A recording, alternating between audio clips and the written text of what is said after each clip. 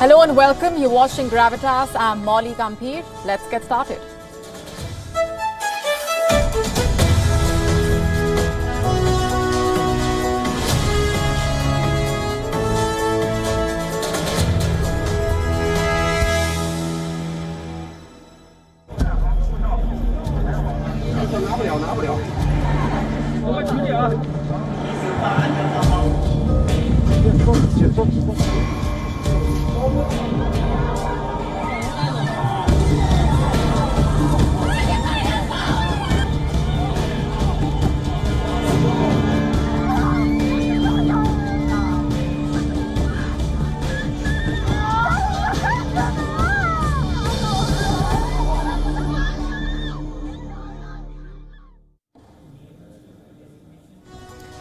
If you were to name one thing that China hates the most, what would it be?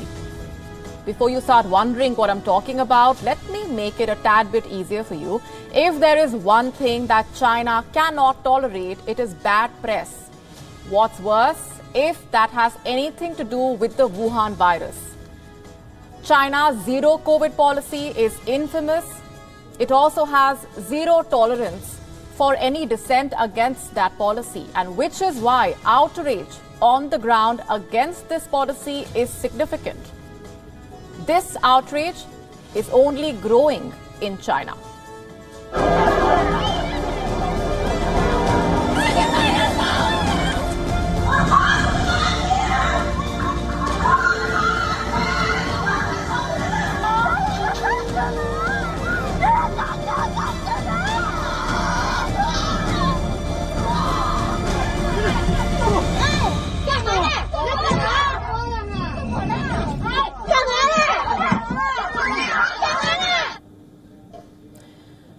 Our cover story tonight is about a tragedy that has left China in shock.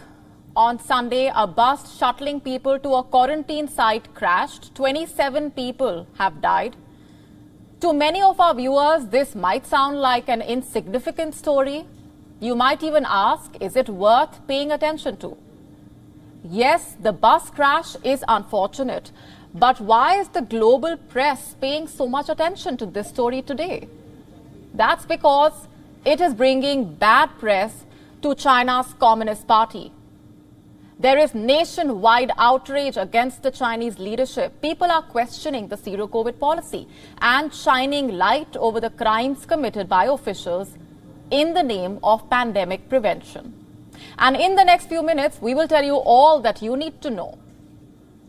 Let's start with the crash. It happened on a Sunday in the Guizhou province. This is in southwestern China. The bus overturned while it was on its way to a quarantine center. It was passing through a mountainous stretch of a highway. The bus fell into a ditch. Over 24 people died. Who were these people? Were they patients? No. Were these people close contacts of patients? We don't know that either. All we know is that the local level authorities were conducting this operation. And it only gets murkier from here. The bus was traveling to a quarantine center that is over 200 kilometers away from the city, that too late in the night, at around 2:40 a.m. China's transport rules prohibit long-distance coaches from operating that late. Then what was this bus doing on a mountainous stretch of the highway, that too in the dead of the night? These suspicious circumstances are now fueling outrage in China. When news about the crash broke on Chinese social media, the state censors rushed to scrub it off the internet. But they could not contain the story. The local authorities then issued a half-hearted apology. It came from the vice mayor of Guiyang. He did not say what he was sorry for or why the authorities allowed this bus to move around that late. But quietly, 3 officials have been suspended from duty. Were these moves enough to contain the public anger? Not at all. The backlash continues. A hashtag about the crash has gone viral. It has been viewed over 400 million times. Within 24 hours of the crash, there were over 69,000 comments online. Among these comments was a photograph. This is believed to be the driver of that same bus. Reports say he was wearing a hazmat suit while driving. Chinese social media users are questioning if the suit affected the man's ability to drive. Recent events are driving this public anger. Just last week, a shocking case came to light. A local official in Jiangxi was detained. He allegedly raped a 12-year-old girl while her parents were in quarantine. Chinese officials are being cagey about this case, but some details have come out. Apparently, when the parents got this news, they were not allowed to quarantine. Later, the local police released a public notice. It revealed that a Chinese official was placed in criminal detention, but he was not charged with rape. He was detained on an assault charge. Again, there was public outrage. Chinese citizens slammed the zero COVID policies and the local police. And who can forget these videos? Just a few weeks ago, an earthquake in China's Chengdu killed dozens. It happened right after the city went into a lockdown due to a handful of cases. It was one of China's most powerful earthquakes in years. Guess how the local authorities dealt with it? When the tremors began, residents tried to leave their homes. They were stopped by officials in hazmat suits.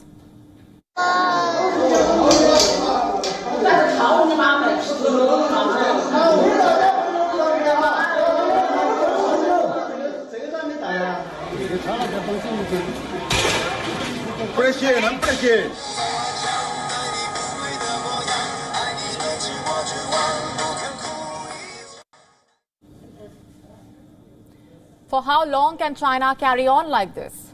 The evidence is undeniable. The people of China are furious about zero COVID. With each passing week, the policy is pushing more people towards anger and frustration. China's uncompromising pandemic restrictions were supposed to protect the population, but the same policies are now putting Chinese citizens in harm's way. And there is no end in sight yet. As of last week, more than 20% of China's population was under some form of pandemic restrictions. That is about 300 million people. But one city is considering opening up to the world, Hong Kong. The officials of Hong Kong could relax the travel restrictions. It is a move out of necessity. Before the pandemic, the city was a financial hub for China. The reopening is a bid to revive Hong Kong. But will the world see Hong Kong in the same light? Here's a detailed report. The city of Hong Kong. It has now become a symbol of the many contradictions that exist within the Chinese system. After a deadly wave of COVID-19 cases earlier this year, Hong Kong is finally opening up again. If reports are to be believed, the city will remove various hurdles for travellers. The mandatory 3-day hotel quarantine could be scrapped. Those flying in won't need to undergo PCR tests before they board their flights. Instead of a quarantine, travellers might be required to undergo self-monitoring for 7 days. So while mainland China is still struggling with zero COVID, Hong Kong is gearing up to end its global isolation. A formal announcement is awaited, but Beijing has already given the green light. The SAR government will also coordinate the epidemic prevention and control along with economic and social development according to the changes in the global and Hong Kong epidemic situation and the actual situation of Hong Kong, and adjust and optimize Hong Kong's epidemic prevention and control measures according to the situation. From my own point of view, the adjustments made by the SAR government are understandable and there is no need for overinterpretation. These changes are just the beginning. Later this year, Hong Kong plans to host a series of international events. There are several banking and financial summits planned. The city also plans to host the iconic Rugby Sevens tournament. These events will mark the return of Hong Kong to the international stage. But Chinese officials don't see it that way. They believe the city still remains a shining example of China's one country, two systems model. 香港、澳门两个特别行政区。 The Hong Kong SAR and Macau SAR have overcome various challenges and made steady progress. In terms of Hong Kong, its status as international finance, shipping, trading and aviation centers has been consolidated. The development of International Innovation and Technology Center, the Asia-Pacific International Law and Dispute Settlement Services Center, the Regional IP Trading Center and the Cultural and Art Exchanges Center have all made smooth progress. But it is progress of a different kind that has caught the world's eye. During the pandemic, the Chinese state's grip on the city has tightened. A national security law has completely crushed Hong Kong's pro-democracy movement. Since it was passed in 2020, over 200 people have been arrested. Many of them were pro-democracy campaigners. There has been a mass exodus from the city. By June this year, over 120,000 residents had left Hong Kong. This was a record population drop. The national security law has had a chilling effect on Hong Kong. Pandemic only helped Beijing strengthen its control over the city. Just like the mainland, Hong Kong too implemented zero-COVID policies. Initially, authorities were able to fend off the virus.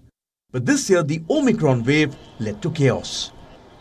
The outbreak in March came as a brutal shock for the people. At its peak, the city was recording the highest death rate in the world.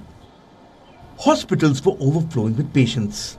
The situation was so bad that hospitals were treating patients outside their entrances. With its reopening, the authorities in Hong Kong would like to shake off the past. But when travelers do return to the city, they will face a new reality. A new and a different Hong Kong. One that has been forced to give up on its free spirit.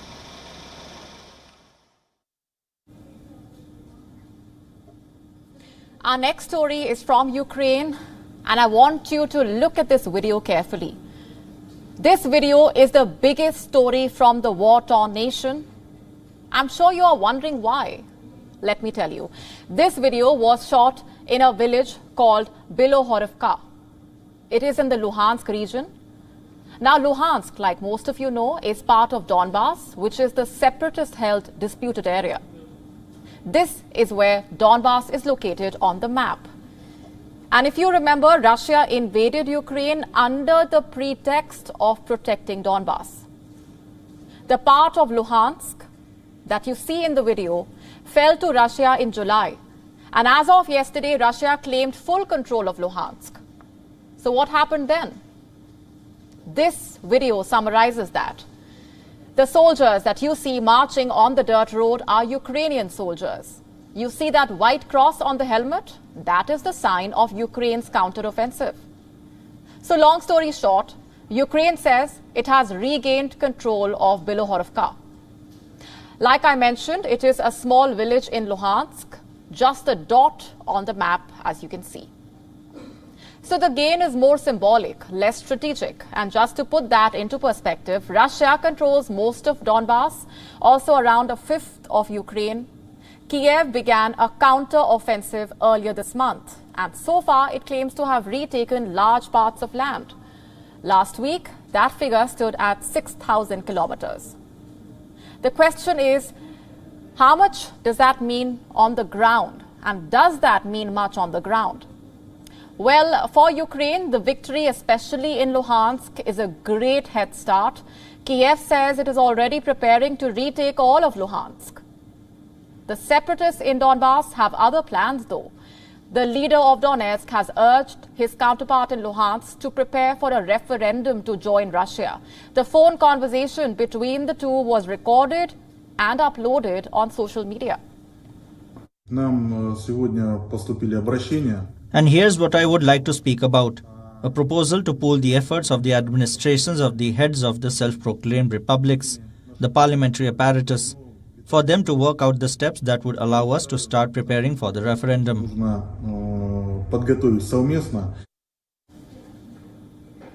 Now, this is what will be game-changing, because if Donbass votes to join Russia, then Russia will be able to utilize its full military capability in Donbass. You see, the Russian law allows full use of military force if there is an encroachment into Russian land. And this is where things get worse for Ukraine. Donbass is not the only region that is planning to hold a referendum. Kherson and Zaporizhia too have joined that queue. This is the Russia-installed head of Kherson. Dear people of Kherson, fellow countrymen, nearly every day I get calls from social organizations and regular citizens to hold a referendum on joining the Russian Federation as soon as possible. Taking all of this into consideration, the leadership of the Kherson region, its administration, has decided to prepare and hold the referendum on Kherson joining the Russian Federation. Russian forces control 95% of Kherson, but for Kherson or Donbass to hold a referendum, they first need a nod from the Kremlin. The head of Kherson, who was appointed by Russia, has already written to the Kremlin. The question now is not whether the Kremlin will give that nod for the vote, but when it will give the nod. A former Russian president has put his weight behind the referendum. Dmitry Medvedev says the separatist regions should be allowed to join Russia. What's his logic? A vote in Donbass will correct historic wrongs. Another influential Russian lawmaker told the parliament that the referendums should be held as soon as possible. Today we must think, and in the very near future, maybe in the next few days, maybe in the next few hours, about responding to the views of the population which were expressed by the civic chambers in Donetsk and Luhansk. Referendums must be held, and thereby the harshest rebuffing of the Kiev junta, which has crossed all sorts of red lines, must be given.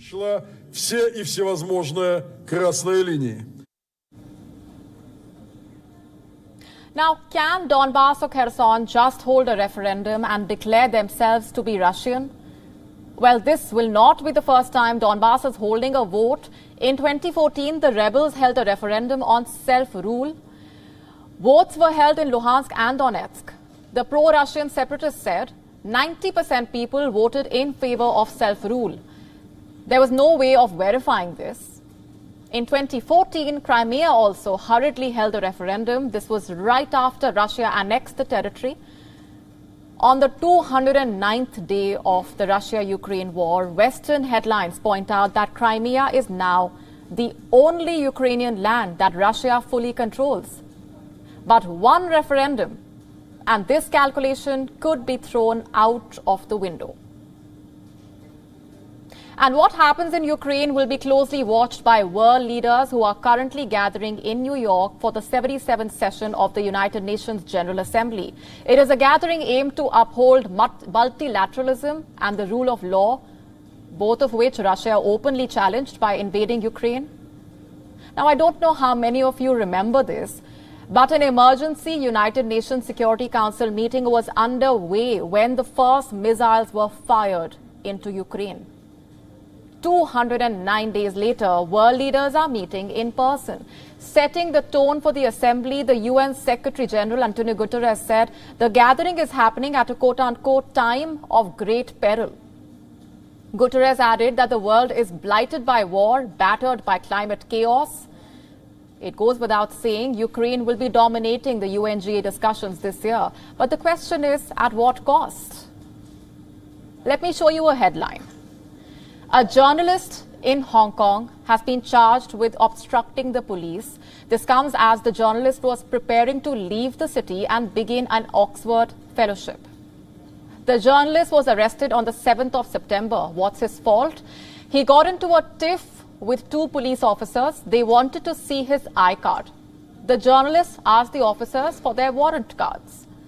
The journalist's name is Ronson Chan. He is the chairman of the Hong Kong Journalists Association. Was he out of place? That depends on who you ask. But one thing's for sure, this is not a one-off instance of an attack on free press in Hong Kong since the enactment of the Hong Kong security law. Last year, news platforms like Apple Daily and Stand News were forced to shut shop and their executives were charged with national security violations.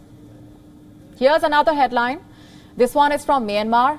13 people have been killed after a school was attacked by Myanmar's junta. Many among them were school children. The spokesperson of the military said the government forces were trying to clear rebel terrorists. The junta claims rebels were using children as human shields. And this is not the only attack on schools since the junta overthrew the government of Aung San Suu Kyi. These are headlines from the last 24 hours.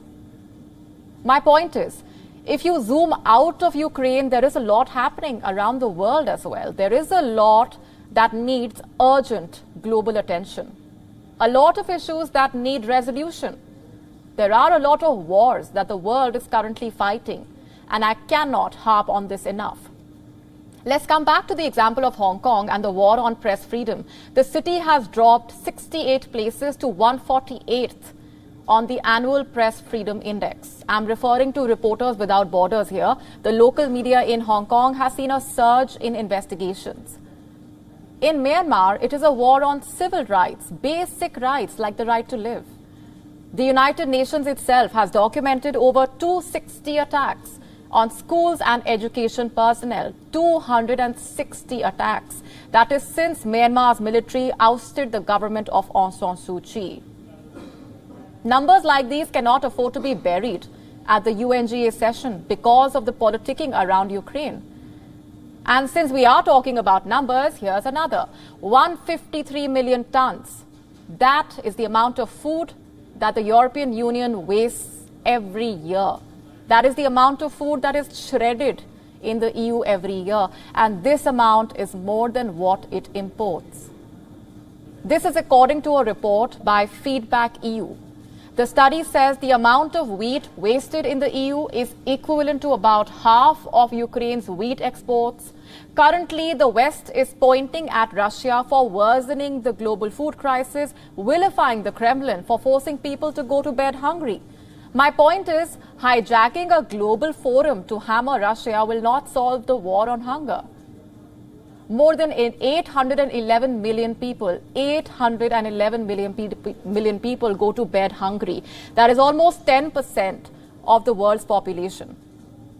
There is a need for global solutions to these wars, solutions that are applicable and sustainable. These wars also deserve space in the global discourse. They deserve dialogue at the highest multilateral forum. The biggest challenge before the 77th UNGA will be to look outside Ukraine, to not brush non-Ukraine issues under the carpet, to also focus on human rights violations outside Ukraine, say in China or Pakistan, to talk about issues that are global and not just European. And let's face it, 209 days into the Russia-Ukraine war, what has the UNGA even achieved on that front? What has it done to stop the Russian invasion? At the UNGA, diplomacy is highly visible and publicized. There are cameras and journalists everywhere. But not all diplomacy is like that. Sometimes it happens in the shadows, like what's happening in Israel this week. Reports say 2 delegations have arrived in the country, one from Pakistan, another from Indonesia. Both these delegations are quote-unquote secret, meaning neither country has officially sent this delegation. Simply put, it does not exist on paper. Let's talk a bit more about them. Indonesia has reportedly sent a senior government official. What about Pakistan? Well, their delegation is said to be much bigger. It is headed by Nasim Ashraf. He served as a junior minister under Pervez Musharraf. He was also the chief of Pakistan's cricket board. Put together, the delegation has 10 members. 4 of them live in Pakistan. The others are settled in America and Britain. Later this week, the Pakistani delegation is expected to meet Israel's president. Now, why are these visits important? Because neither country recognizes Israel. You see, both Pakistan and Indonesia are Islamic countries. They support the creation of a Palestinian state, and by extension, they do not have official ties with Israel. The question is, could that be changing? Officially, both countries are sticking to the old policy, but across the Muslim world, sentiments are changing. First, The UAE recognized Israel, then Bahrain, Morocco, Sudan. According to some reports, Saudi Arabia could be next. My point is, Israel is not kryptonite anymore. Some of the leading Islamic countries have recognized them, so Pakistan and Indonesia could also be considering this. Recently, the exchanges have picked up speed. In late July, an Israeli delegation visited Indonesia to discuss economic ties. Before that, in January, an Indonesian team visited Tel Aviv to discuss pandemic-related strategies. Both times, Jakarta played down the interactions. Same with Pakistan. In the month of May, a Pakistani-American delegation traveled to Israel. 2 months before that, Pakistan took part in joint drills with Israel and the US. And the common thread in all these interactions is the United States. Washington is lobbying its partners to recognize Israel. The question is, what is in it for them? Mostly financial and military gains. Israel and Indonesia already carry out indirect trade worth $500 million. And with normalization, that could increase many-fold. For Pakistan, it's even more dire. Their economy is on the verge of complete collapse. So Islamabad does not have the luxury of choosing who to trade with. And don't forget the military transfers. Israel has mastered spy technology and drones, something both Pakistan and Indonesia are on the lookout for. As for Israel, the benefits are obvious. Indonesia is the most populous Muslim country in the world. Pakistan is second. What's more, it is the only Muslim country with nuclear weapons. So recognition from them is a diplomatic priority for Israel, sort of like a political coup. Now, I know what you're thinking. If it is mutually beneficial, why hasn't there been a breakthrough? Mostly because of public sentiment. The public in Pakistan and Indonesia are hostile to the idea. So naturally, the leadership is wary. They don't want to risk angering them in favor of Israel. Having said that, one factor could change the public sentiment, and that is Saudi Arabia. Riyadh is the de facto leader of the Muslim world. If they recognize Israel, it would be a green light for other Muslim nations. Where does that leave Palestine? Frankly, in a tough spot. Most of their biggest supporters have already recognized Israel, and the reason is quite simple: the economic, military, and technological benefits. Even Israel's staunchest enemies have made this pivot, like the Turkish President Recep Tayyip Erdogan. Back in 2010, Israel and Turkey broke off diplomatic relations, and now, 12 years later, they are repairing those ties. Later this week, Erdogan will be meeting Israel's Prime Minister on the sidelines of the UN General Assembly. It will be the first such meeting since 2008. Erdogan is also planning to visit Israel. He did not say when, but it would be his first visit since 2005.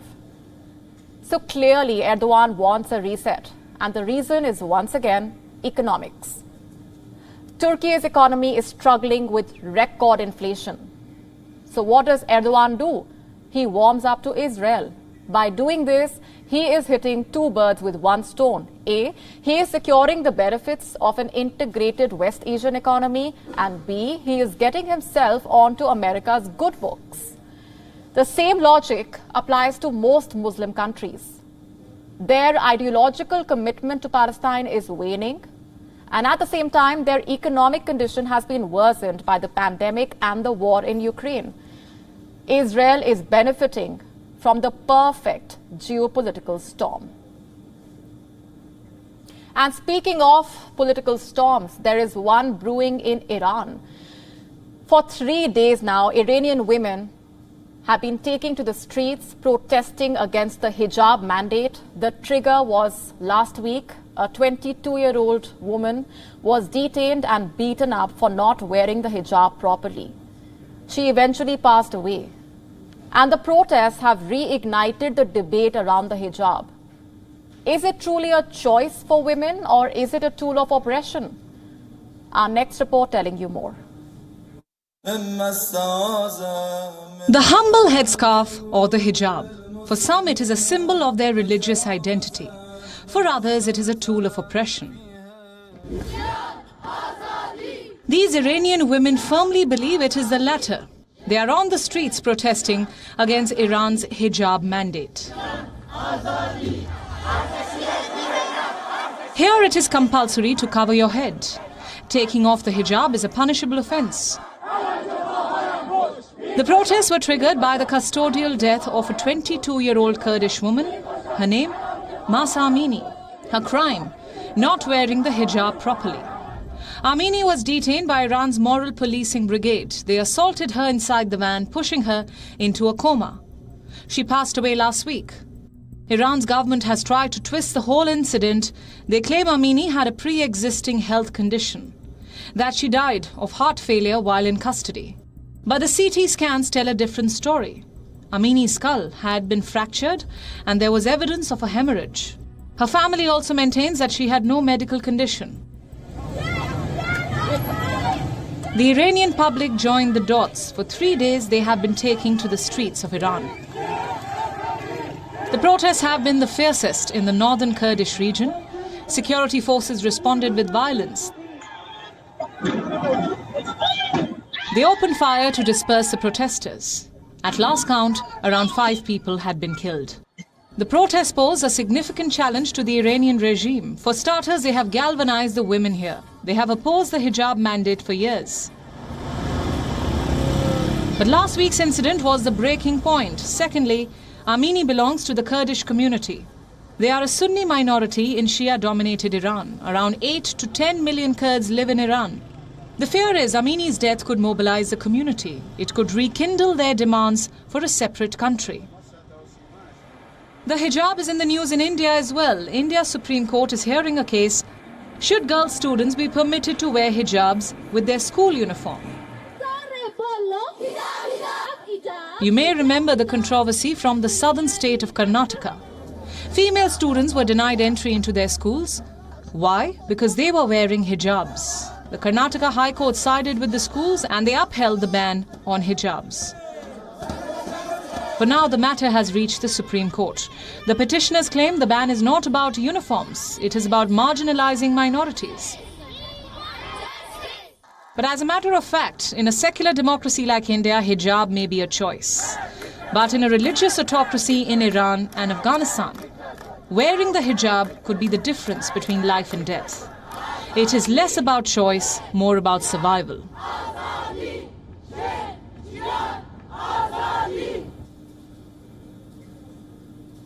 Shifting focus, the Kashmir Valley finally has its first multiplex theatre.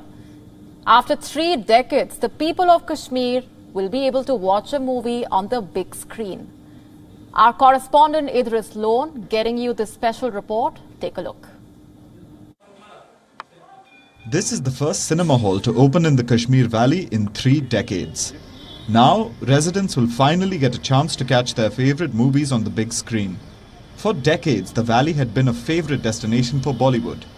Hundreds of movies were shot here. But the start of the insurgency ended all of that. Film shoots stopped in the valley and so did the cinema halls.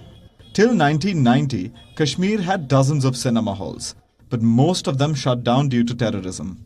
In 1999, the government tried to reopen them, but there were several attacks leading to cinema closure.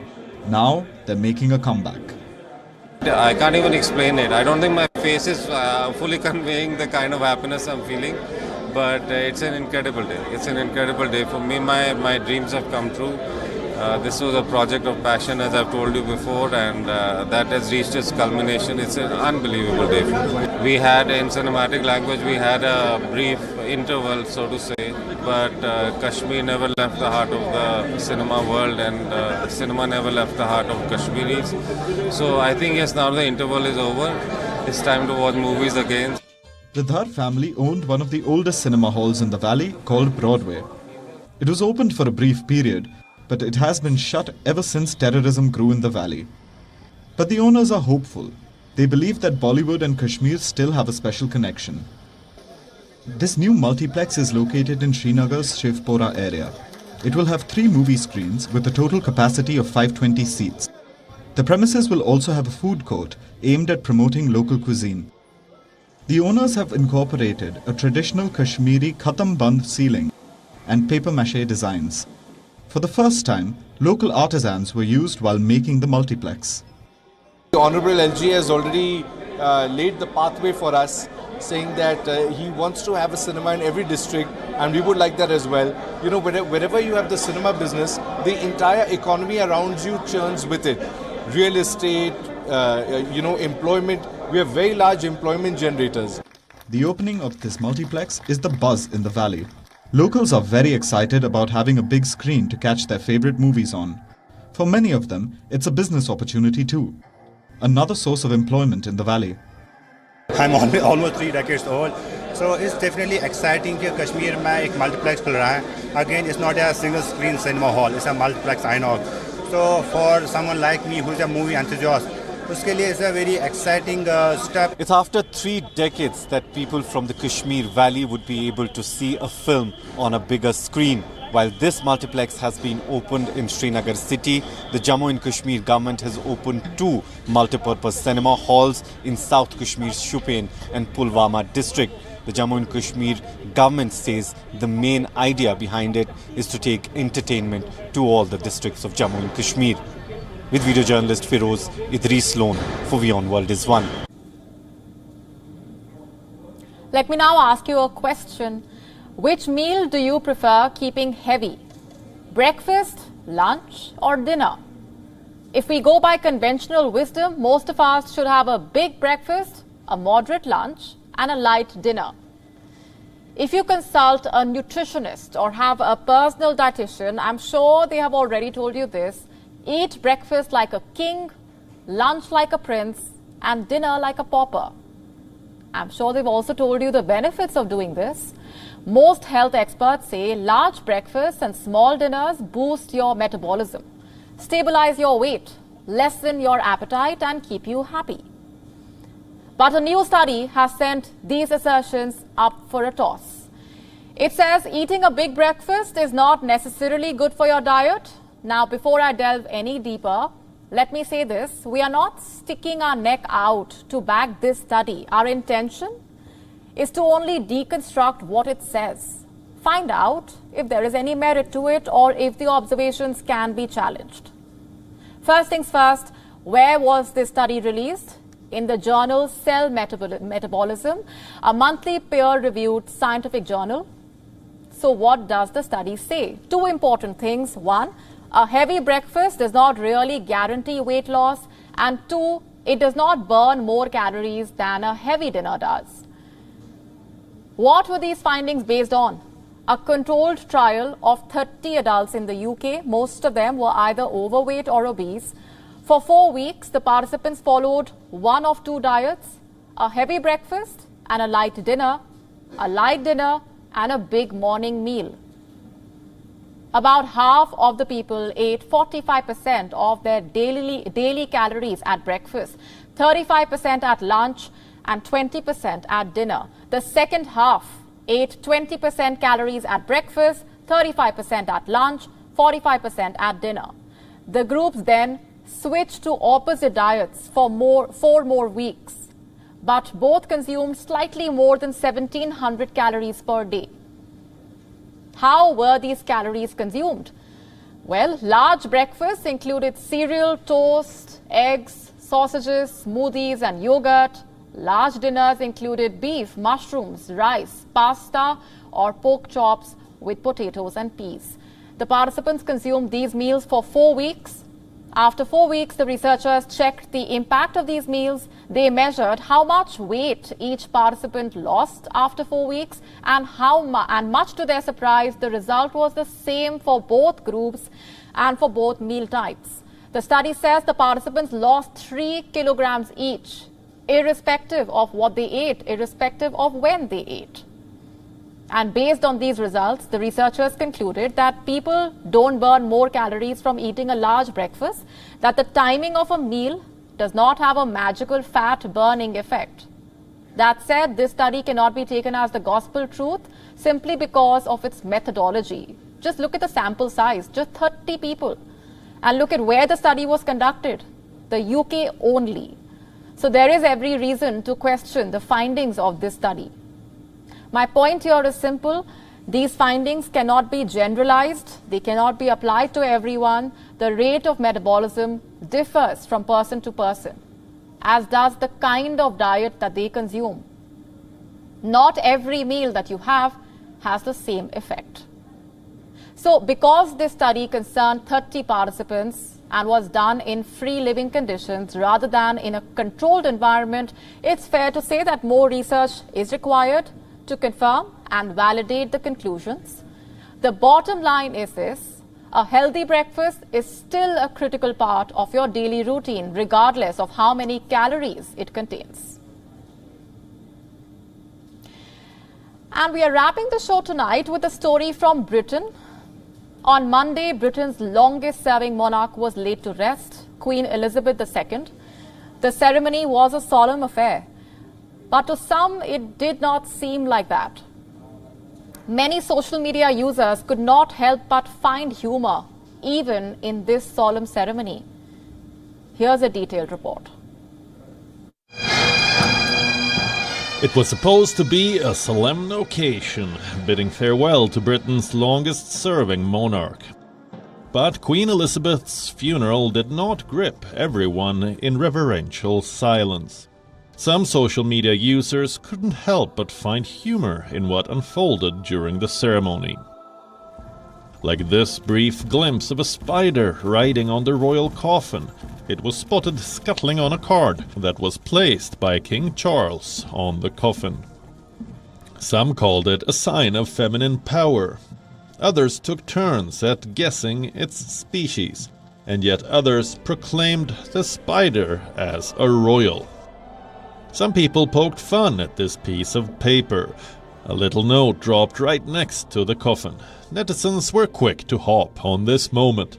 Some posted fake close-ups of what the paper read. Others poked fun at the person who dropped it, and some wondered if it was a winning lottery ticket. There were also jokes targeting the Queen's pallbearers, some 8 men who trudged her coffin in and out of Westminster Hall. Some on Twitter heaped praise on their core strength. Others wondered if they had dropped it. Another painfully cringe moment was this: the wife of Argentina's ambassador to the UK, left hanging for a handshake from the doorman. She approached the doorman with her palm outstretched, but was awkwardly snubbed and left shaking hands with thin air. And then there was an Australian broadcaster's failure to identify Liz Truss as she arrived at the funeral ceremony. They first referred to her as a minor royal, and then as a local dignitary. This left some Twitter users in splits. Watch this. No, hard to identify. Maybe minor royals, members of the... I can't identify them at this point. We can't spot everyone, unfortunately. They look like they could well be local dignitaries. Some of these memes may be politically incorrect. Some of them may be morally outrageous, too. But they only tell you how one can count on social media to inject a bit of humor even into the most somber events.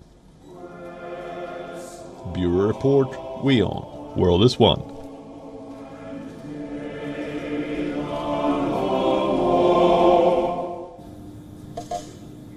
Let's now tell you what else made news. Time for Gravitas Global Headlines. At least 11 school children have been killed in an airstrike and firing in a Myanmar village. An attack that the country's junta said targeted rebels hiding in the area. Uganda's health ministry announces the country's first fatality from the highly contagious Ebola virus since 2019, declaring an outbreak in the central district of Mubende. India says it will continue to support its cash-strapped neighbor Sri Lanka, mainly through long-term investments, after a nearly $4 billion financial aid this year.